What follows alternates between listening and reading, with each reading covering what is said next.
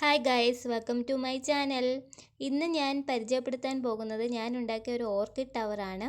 Dendrobium ഫോക്സ്ടെയിലും mix ചെയ്തിട്ടാണ് ഞാൻ ഈ ടവർ സെറ്റ് ചെയ്തിരിക്കുന്നത്. കുറച്ച് സ്ഥലമുള്ളവർക്കും നന്നായി വളർത്തിയെടുക്കാൻ പറ്റുന്ന ഒരു ചെടിയാണ് ഓർക്കിഡ്. അതുപോലെ തന്നെ നല്ല ഫ്ലവറിങ്ങും തരുന്ന എനിക്ക് ഏറ്റവും ഇഷ്ടപ്പെട്ട ഒരു പ്ലാന്റ് ആണ് ഓർക്കിഡ് പ്ലാന്റ്. ഓർക്കിഡ് പ്ലാന്റിന് നല്ല പ്രൈസാണ്. പക്ഷേ സാധാരണക്കാർക്കൊന്നും അങ്ങനെ വീട്ടിൽ വാങ്ങി വളർത്തുന്നതായിട്ടൊന്നും ഞാൻ അധികം കണ്ടിട്ടില്ല. എല്ലാവർക്കും ഭയങ്കര റേറ്റാണ് ഓർക്കിഡ് പ്ലാന്റ്. അതിൻ്റെ സീഡ്ലിങ്ങിന് തന്നെ നല്ല റേറ്റായിട്ട് വാങ്ങേണ്ടി വരും. ഞാനിതിൻ്റെ സീഡ്ലിങ്ങാണ് വാങ്ങി ഇത്രയും മെച്യൂർഡ് ആക്കിയെടുത്തത്. പലതിനും ബഡൊക്കെ വന്നിട്ടുണ്ട്.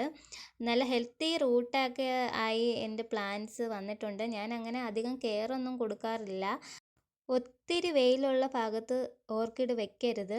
ഒരു ചെറിയ ലൈറ്റ് മതി ഓർക്കിഡിന് വളരാനായിട്ട്. നല്ല വാട്ടറിങ്ങും വേണം.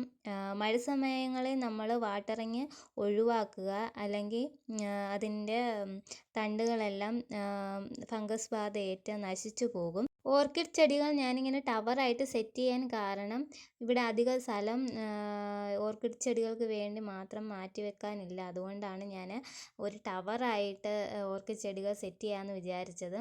അങ്ങനെ ഞാൻ കുറച്ച് നെറ്റും ഒരു പൈപ്പിൻ്റെ കഷ്ണവും ഒക്കെ വെച്ച് എല്ലാവർക്കും നല്ല എളുപ്പത്തിൽ തന്നെ വളരെ കാശ് കുറച്ച് ചെയ്യാൻ പറ്റുന്ന ഒരിതാണ് ഓർക്കിഡ് വളർത്തുന്ന എളുപ്പ വഴിയാണ് ഓർക്കിഡ് ടവർ.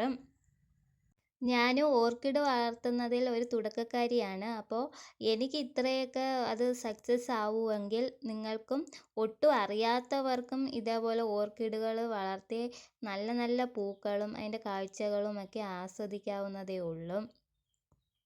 ചില യൂട്യൂബ് വീഡിയോസിലൊക്കെ ഞാൻ കണ്ടതാണ് അരി കഴുകിയ വെള്ളം അങ്ങനെയൊക്കെ ഒഴിച്ചാൽ ഓർക്കിഡ് നല്ല തഴച്ച് വളരും അങ്ങനെയൊക്കെ.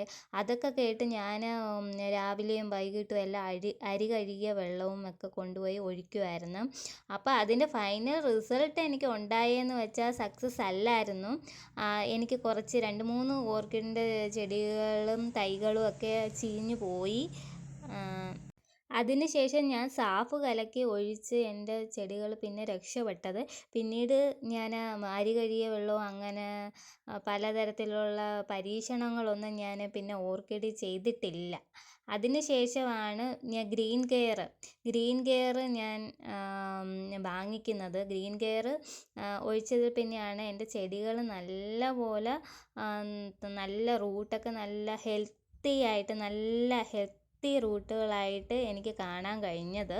അതോടെ ഞാൻ പല വീഡിയോകളും കാണുന്നത് ഒഴിവാക്കി ചുമ്മാ അരി കഴുകിയ വെള്ളവും പഴത്തൊലിയുടെ വെള്ളവും ഒക്കെ ഓർക്കിഡിനൊക്കെ കൊടുക്കുന്നതൊക്കെ. പക്ഷേ അതെനിക്ക് സക്സസ് ആയിട്ടില്ല. ഞാൻ അത് കൊടുത്തിട്ടുണ്ടായിരുന്നു, പക്ഷേ അതെനിക്ക് ഈ റിസൾട്ട് അങ്ങനെയല്ല വന്നത്. 2-3 നല്ല വെറൈറ്റി ഓർക്കിഡുകളാണ് നശിച്ചു പോയത്. അതിൽ പിന്നെ ഞാൻ ഈ ഓർക്കിഡിനകത്തോട്ട് തിരിഞ്ഞു പോലും നോക്കാറില്ല. 2-3 ദിവസം ഒരിക്കൽ വെള്ളം മാത്രം ഒഴിക്കും. ഇത് നല്ല തണലത്തെ ഷെയ്ഡിലാണ്, ചെറിയ സൺലൈറ്റ് കിട്ടുന്ന രീതിയിലാണ് ഞാൻ ഈ ടവർ സെറ്റ് ചെയ്തേക്കുന്നത്.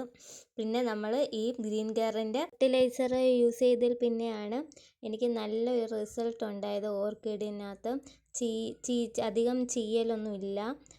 ആവശ്യത്തിന് മാത്രം വെള്ളം ഒഴിച്ചു കൊടുക്കുക. അല്ലാതെ അനാവശ്യമായിട്ട് പല വീഡിയോകളിലും പറയുന്ന പോലെ കഞ്ഞിവെള്ളം, അരി കഴുകിയ വെള്ളം, പഴത്തൊലിയുടെ വെള്ളം ഒക്കെ ഇട്ട് കൊടുത്ത് ചുമ്മാ വെറുതെ ചെടികളെ നശിപ്പിച്ച് കളയാതെ ഈ ഫെർട്ടിലൈസർ ഉപയോഗിക്കുക, പിന്നെ സാഫ് ഉപയോഗിക്കുക. അതൊക്കെയാണ് എനിക്ക് ഓർക്കിഡിനകത്ത് നല്ല സക്സസ് ആയിട്ടുള്ളത്. ഇനി ഈ ഫെർട്ടിലൈസർ തന്നെ ഫ്ലവറിങ്ങിൻ്റെ ഉണ്ട്. ആ ഫ്ലവറിങ്ങിൻ്റെ ആണ് എൻ്റെ പ്ലാന്റ്സിന് ഇനി ഞാൻ അടുത്തയായിട്ട് യൂസ് ചെയ്യാൻ പോകുന്നത്. Thank you for watching.